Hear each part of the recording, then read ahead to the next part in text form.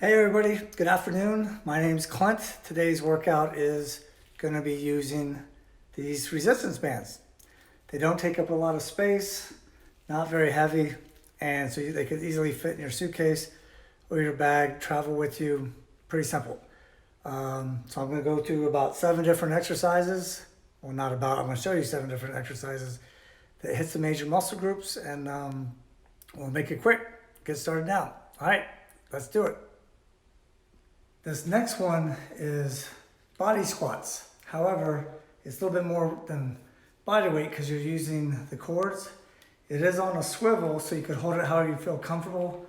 I prefer palms facing forward, kind of like how I would normally do a barbell squat. So arms up, rotate so my palms are facing forward, going down. Make sure to keep the back straight. So it's kind of like chin forward, butt back. Go down as far as you feel comfortable while maintaining good form and technique and working those legs.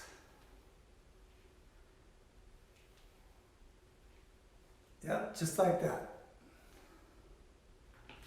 All right, bicep curl. You could use whatever tension feels appropriate for you. It kind of depends on your own fitness level. 1 foot with this band, not too challenging. So I could spread my feet, stand on the cord with both feet, palms facing forward. I could do hammer curls with palms facing inward. On this one, I'll do palms facing forward. Keep the core tight. Flex the biceps at the top if you'd like. Nice, slow and controlled motion. 1, 2, 3, up. 1, 2, 3, down. Contracting that muscle. Just like that.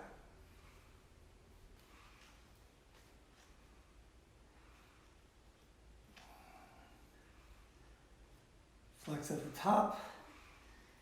Yeah, some guys think power chords are too easy compared to free weights or something like that. This one's not particularly tough, but they go from, I think, as low as 2.5 or 5 pounds of resistance all the way up to 100. I don't have the hundreds, but can you imagine curling with 100 pounds? Yeah, most people can't do that much. The big guys can, but that's a tough workout. All right, this next one is using one of these. I'm gonna imitate a tricep kickback. So I could use the other cord, but I'm gonna use this one. Still the same stretching material, but you'll notice it still will get the job done. Put one part around my foot, elbow up, just like you would if you put this hand on a bench. I'm gonna rest it on my knee, extend backwards. Right now I have my palm facing down as my elbow's close to my body.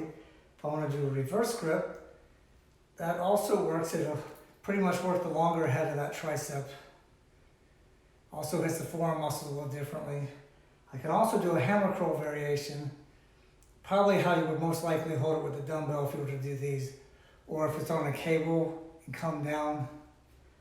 But right now, just do the palm down and extend. So if I'm facing you, easy peasy. Oh, this side's burning now. Gonna be all lopsided. All right, bent over lateral. This is one I'm bent over. And it's gonna work the rear delt and some of the trapezius or the traps here. So same thing, I don't wanna come up too high. Once again, it doesn't take a whole lot of resistance, but if you need more, just spread your feet farther apart. And it hits those muscles. Nice, slow and controlled motion. If I want to do it one arm at a time, I could certainly just make sure I keep my tension on that cord so it doesn't go anywhere. And do one arm at a time. A little bit too much. All right, just like this. Up, down. I'm still keeping my back straight, legs are bent. Working those muscles. On this next one, I'm gonna try a standing row, but you have to have it anchored down since I don't have anybody here with me. So as you can see, I anchored it down onto the couch. Not all hotel rooms have couches, So you need to make sure that it's a big enough or heavy enough chair. Just have to use good judgment, because otherwise you'll drag the chair across the room with you. Obviously that's not conducive to a good workout. Makes too much noise, all kinds of stuff. Anyway, let's give this one a shot. All right, this one's kind of a weird angle to see, but I'm gonna show you a different angle too. But it's anchored down right where I showed you the first time. I stagger my stance, kind of butt down, keep my back straight. And it's like you're squeezing those shoulder blades together. Elbows close to the body, pull and release. Squeeze and release, just like that. All right, up next is the lateral arm raise. To protect the shoulders, I like to go at a slight angle to the front. So I come up, I try not to go too much higher than my shoulder height, and back down. Now if you notice, I'm using a false grip, so some people put their thumb underneath. I prefer what's called the false grip with my thumb on the outside. This is working the lateral head of the deltoid, or that shoulder muscle. Also getting a little bit of your traps in it too. But it doesn't take a lot of tension. And compared to dumbbells, where a 10-pound pair of dumbbells is 10 pounds throughout the whole range of motion, this varies because the more I put pressure on it, the harder it gets, and then it eases up. So it forces your body to try to adapt to that type of stimulation. So in general, when you're working out, it's always good to use a variety of different types of stimulus or resistance to confuse those muscles. All right, exercise number 7. I'm still going to use this one here.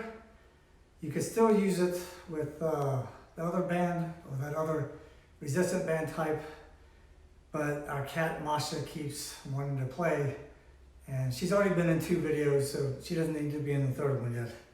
So I'm going to step on it with my foot.